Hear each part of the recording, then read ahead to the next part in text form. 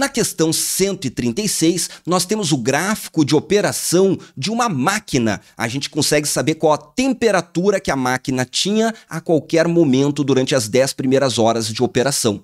E essa máquina tem dentro dela um pistão, em que a velocidade do pistão varia com a temperatura em que essa máquina opera. E a expressão que nos dá a velocidade do pistão está aqui, ó. A gente coloca a temperatura que a máquina tem aqui e descobre qual a velocidade que o pistão está operando. Ou vice-versa, coloca a velocidade do pistão aqui e descobre qual a temperatura que causa aquela velocidade.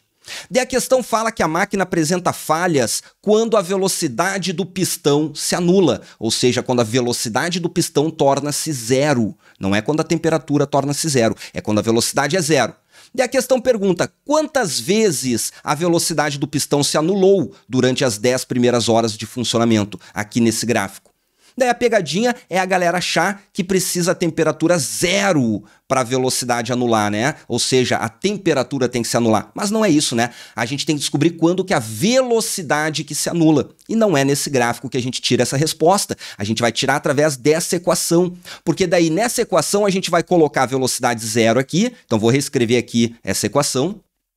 E colocando a velocidade zero, eu vou descobrir qual temperatura que causa a velocidade zero. Então posso escrever esse igual a zero aqui desse lado, ó. Então vamos isolar a temperatura. Para isolar a temperatura aqui, eu jogo menos 4 para lá. T ao quadrado é igual a 4. Agora, para isolar a temperatura, eu tenho que jogar esse quadrado aqui para o outro lado. E a gente sabe que o quadrado, quando vai para o outro lado, vira mais ou menos a raiz quadrada. Não pode esquecer do mais ou menos. Então, a temperatura que causa a velocidade ser zero é mais 2, que é mais raiz de 4, e menos raiz de 4, que é menos 2. Então, a gente tem que ver no gráfico quando que a temperatura é mais 2 ou menos 2, que são os pontos onde a velocidade é zero. Vamos lá, ó. Temperatura 2 vai acontecer aqui e aqui. E a temperatura menos 2 também vai acontecer, ó, aqui, aqui e aqui. Então, nesses pontos, a velocidade é zero, ocorre falha, é isso que a questão quer. Vamos ver, ó. 1 vez, 2, 3, 4, 5 vezes, gabarito letra EQ.